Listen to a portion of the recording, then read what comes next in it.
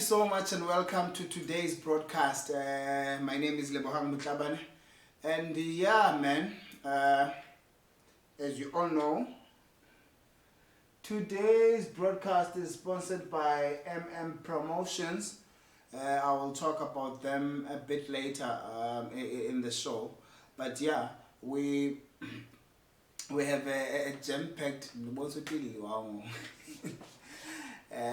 We have a news-packed show. The show is the chat of our news, and we chat about news. In fact, we chat about current affairs. That's what we chat about. Let me just show you what our logo says here. It says that a casual yet informative chat of current affairs. So that's what we are. We are a casual yet informative chat of current affairs. And yeah, I'm just going to give you the news headlines in a moment, and then after that I want us to look at Eastern Cape numbers and what we can learn from them. But today I'm just going to give you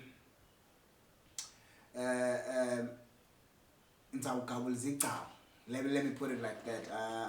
I'm just going to do an introduction, but I want us to all do a thorough study of what the numbers represent, so that we can be able to interpret for ourselves from the numbers as the people, that this is what the numbers actually represent. So yeah, that's what we actually going to be talking about. But yeah, let me take you to your news headlines. But before we go to your news headlines, as I've said, that today's broadcast is sponsored by Promotions. For all your essential and personal protective equipment. So for COVID-19, you can actually contact them on the numbers displayed here. Somewhere here, yeah, the numbers displayed here.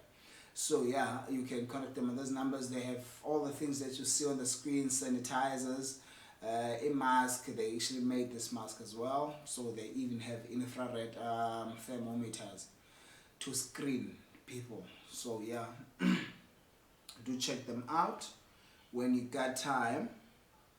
And your news headlines.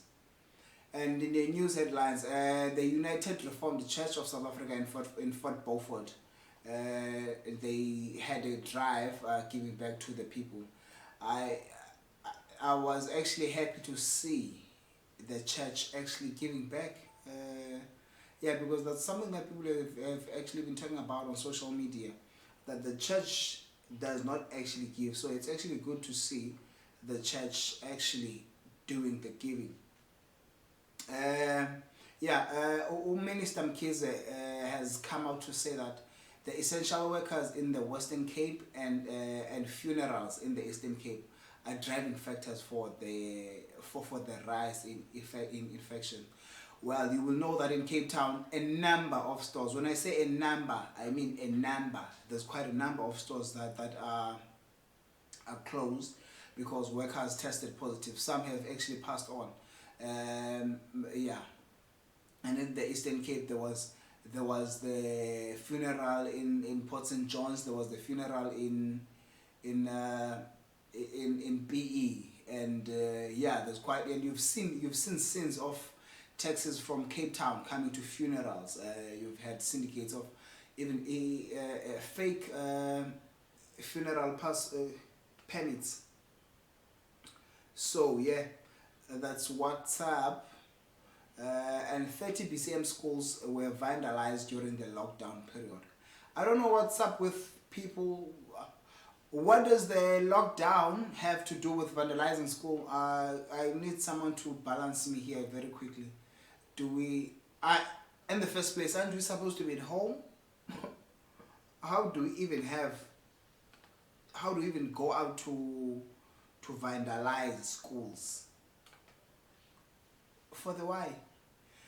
Yeah, and the World Health Organization has said that there is no proof on US's speculative Wuhan lab claims.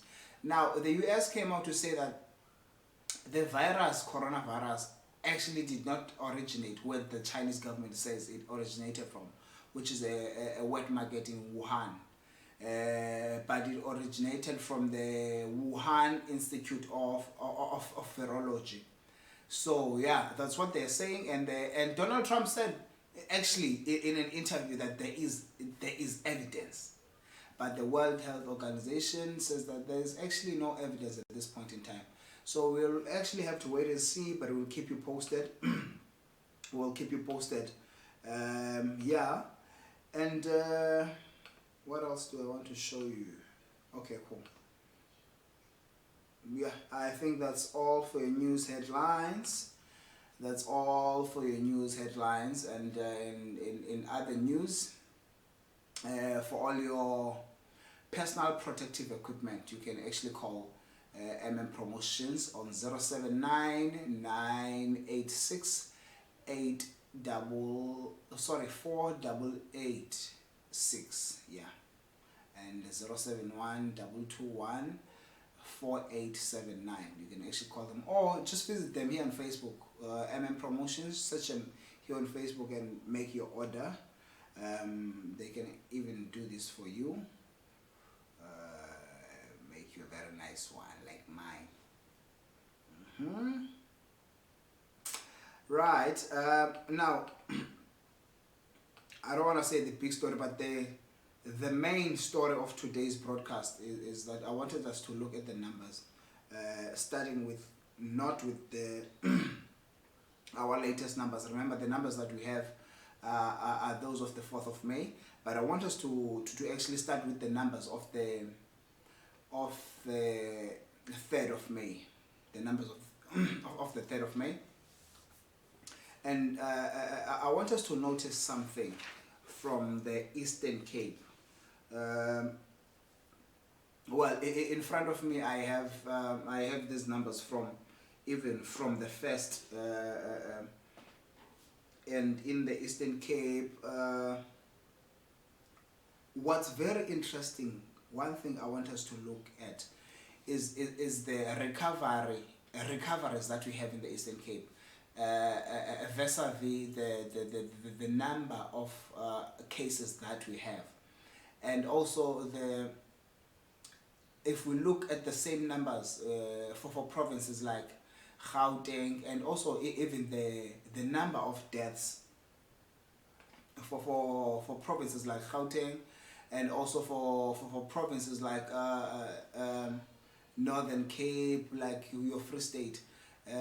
Even the Western Cape, you will see that the Eastern Cape actually is on a very bad, what's that name? Is a trajectory, yes.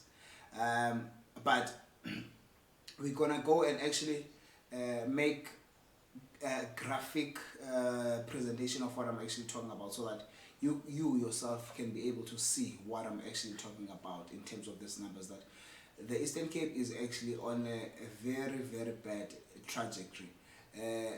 We are headed for disaster, if I may put it like that, because we are growing in the number of cases, yet we are so stagnant in the number of recoveries.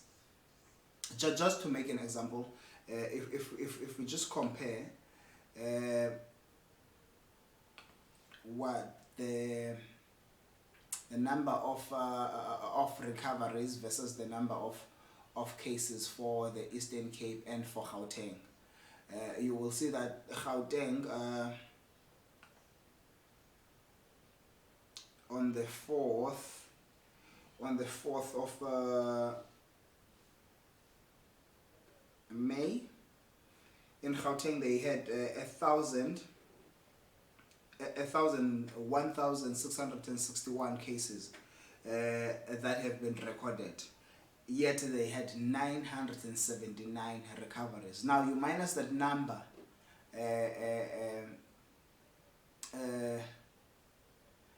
from, or let's do it like this. Let's actually calculate the recovery rate, yes, as represented by the numbers that we have in front of us. So based on these numbers that we see in front of us, which is 1,661 cases, or 979 recoveries, as compared to 1,661 infections. Right. You will see that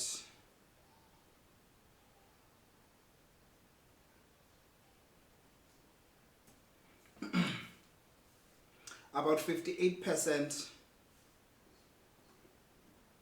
of people that have been tested in Gauteng have actually recovered.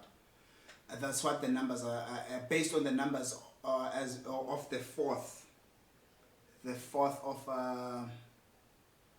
that was yesterday. Yeah, let's just say yesterday, based on the numbers from yesterday. But if we look at the Eastern Cape, it's actually a different story. It's actually a different story. Remember, Gauteng and KZN, there were some of the provinces where this thing actually started. We was one of the last provinces to actually get a first case. So yeah, we currently have 341 recoveries as compared to our 814 cases. So that basically means that about 42%, it's only 42% of people that have actually recovered in the Eastern Cape. What does that mean? Or what does it really give an idea to? It could possibly mean that our health system, because remember now, these people are infected. Now, for them to recover, they need to be taken care of. Some people do not need to be taken care of. Some actually need to be taken care of. So what takes care of them? It is the health system. See, so it could possibly mean that our health system is not actually ready to cater for COVID-19. It could possibly mean. So what does that mean to an ordinary person from who lives in the Eastern Cape? It means that we need to adhere more. We need to take more precautions to assist government, so that we do not overwhelm our health system. So yeah, and also a number of other factors. It could also mean it could be the fact that the Eastern Cape is one of the poorest provinces in South Africa, and therefore some of the people that actually have this virus cannot afford to buy things like multivitamins for themselves, as compared to Gauteng and other provinces which have higher incomes as compared to the Eastern Cape. You understand? So it really means that we need to take extra precautions as the Eastern Cape to make sure that we stop the spread of coronavirus. But as I had indicated before, that this is just only a brief analysis, but we will have an in-depth, because I would want us to take it from the word go. And also, where do we get these stats for the Eastern Cape, like the infection rate, death rate? Do we have to calculate it ourselves? Is it not something that is readily available for government? Okay, right. So that's another thing, because really, I'm sure even for the Premier and the health department, for them to make decisions, they need to know. They need to know the recovery rate. They need to know the death rate. They need to know which areas this thing is more prevalent. So yeah, and also the availability of information. Let me actually move on to this slide. Let me move on to this slide. This is cases for specifically the Amatole district as of the 2nd of May, which was 3 days back. there have been a total of 69,000, more than 69,000 people have been screened. 160 people have been tested. 106. Okay. You know what? I'm thinking maybe because they only test people that show symptoms or that that they suspect. Let me put it like that. So yeah, it could be a good sign. It could be a good sign that less people are not showing signs, or less people are not raising suspicions. It could be a good sign, but it could be a bad sign at the same time, that out of all these people, 69,000 people screened, only 160 have been tested. Could it be a thing that we don't have these tests? Or I think, yeah, that question could actually end this debate or question. Is it because we do not have resources, or we do not have suspicions or suspicious cases, if that's the case? If I may put it like that, let me see. Yeah. So, yeah, and we have only one, or we have 11 infected people, one death, which is less than, if you look at our death rate as Amatol, it's less than 10%, and our recovery rate is less than 50%. So yeah, but it's definitely higher than the Eastern Cape average, which is 42, based on the I think these things, they need graphical presentation. Yeah, let me actually go and prepare that, so that when we come back, we have graphics so that you can see what we're actually talking about. And you need to see that the numbers, they paint a very, very bad picture, that we really need to adhere to the rules as the Eastern Cape, you see. And you saw today, today it was packed. As from yesterday, it was packed in town. By the way, where does this come from, this thingy? Is there a website where we can go to see specifically for Amatol, and to see for maybe Raymond Club as the municipality? And also, yes, this, especially at a local government level, because we are it's where the people are at. Government needs to step up their communication game, because it's where rumors are at local level. It's where fake news are at. I remember last week there was a voice note going around in here around Raymond Club, and because of social media, I'm sure it was everywhere. I'm sure it was being sent to people that are from here, that are in Cape Town, and it spreads like that. That was talking about people that have actually tested positive in Adelaide. Up until now, there's not been an official statement, an official release from either Raymond Club Municipality or Amatola District Municipality to say that, okay, there's been cases in Adelaide, but you can see on the map that's in front of you that there are 4 cases in Raymond Club, and we don't know where those cases are at. Why is that important?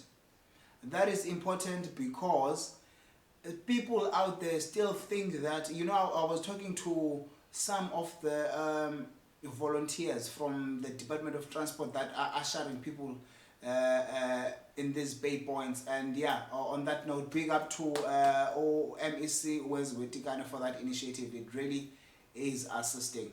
So this guy is telling me that people actually don't care about this social distancing in these queues. they say that this thing is just this disease is not for black people. It's still something that's it's not even true. It's out. It's not near. Ayikafiki apha. Ifuna ukuthelwa isiXhosa. Yeah, ayikafiki apha. But when people are being told that actually this thing, there are people that have tested positive in Adelaide. What are the odds in Adelaide? There are rumors that these people were coming from East London, from a funeral in East London, or from a funeral in PE. If they were coming from a funeral in PE, let's say East London. When you come from East London to Adelaide, you go past King Williamstown, you go past Alice, you go past Fort Beaufort. They might have wanted to pee on the way, they might have wanted to buy something to eat, they might have wanted to buy something to drink along the way. Do you understand? The chain of infections, how it could have, how they could have infected other people. So when you tell people that there is something like this, they will not only see that this thing is here and for real, but they will also see that if it's this close, if it's within this proximity to me, then it means that really this thing is serious and I really need to take precautions. But ke andiyazi mhlawumbe sibone ngokufanayo, but ke let me just give you the weather and ndibaleke. Yabo? The weather, but yeah man, hopefully they are listening, government officials, because some of government officials are actually writing about this, but in their personal capacities. Let me put that. They are writing about this in their personal capacities on social media, but people that are actually supposed to communicate this to the people are not communicating it. Alright, let me just give you a weather update, and then I'll tell you what we're up to tomorrow. After that, I'll be out of here. Right. And for a weather update for tomorrow, Wednesday the 6th of May, what's going on Wednesday the 6th of May? Okay. Wednesday the 6th of May, Our North will be 19.7, Bishop will be 20.12, Cradock will be 19.8, East London will be 20.17 with 60% chance of rain, Fort Beaufort will be 19.9, Grafreine will be 29, Grahamstown will be 20.12, Mthatha will be 19.9, Port Alfred will be 19.16 with a 10% chance of rain. Port Elizabeth will be 20.16 with a 10% chance of rain. Queenstown will be 18.5, while Student will be 20.14. So that is your weather update on our news for tomorrow. Brought you weather here to see from the People's Weather, but you can also get weather on Our News. Just go to ournews.online on your phone, tablet or PC, and just click on our weather tab so that you can get your weather. And tomorrow, so on the chart of Our News, tomorrow on the chart of Our News, we're gonna be having a special broadcast at 12 o'clock, where we'll be linking up with Ovuyo Ngalonkulu, who will be broadcasting, will be joining us live, in fact, from Bay Points all around PayD, so that we actually examine the impact of the new SASSA dates, of the new SASSA payout dates. So we actually want to see the impact of that. Has it actually helped? Has it actually helped? That's what we want to see. So yeah, that's what we're going to be doing tomorrow. So yeah, thank you so much, man, guys, for joining me for this broadcast. Yep. Cool. Yep, thank you so much for joining me for this broadcast. Igama lam Lebo Mothlabane, and I will see you tomorrow at 12. Tomorrow at 12, one will be broadcasting live from our studios, but we will be joining us live from eBay Bonds as a Pedi. So if you do see her, Pedi, do holla, ucho, just give you a view if Lomtimbo Sebenzile. Other than that, you can join us on our social media. I'm sure you've seen our social media down here. Sure. Thank you. Bye. Love you.